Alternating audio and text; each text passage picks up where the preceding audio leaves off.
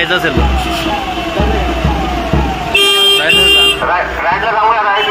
तिथून टाकून घ्यायचं.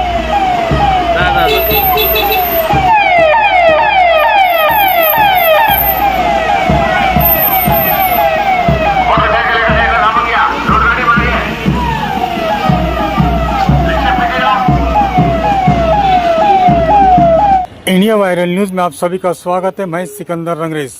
आज जलगांव शहर में निकाला गया रूट मार्च।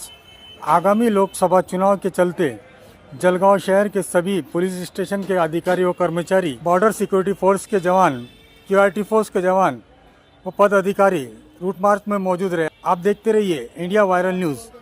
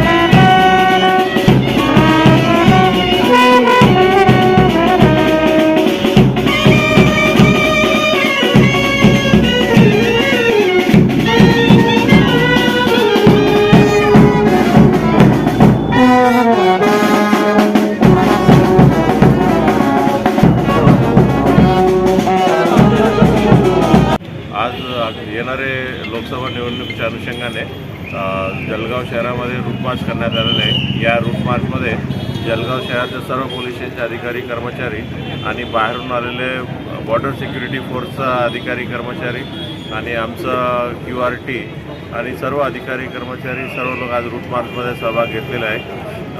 येणारे लोकसभा निवडणुकीच्या अनुषंगाने जिल्ह्यामध्ये 5 कंपनीचं CAPF म्हणजे सेंट्रल आर्मड पोलीस फोर्स आपला प्राप्त झालेला आहे। ही 5ही कंपनी अलग अलग डिव्हिजनमध्ये त्यांना देण्यात आलेले आहे आणि येणारे 10-12 दिवस ते रूट मार्च आणि इतर पूर्वतयारीचं सर्व काम करणार आहे।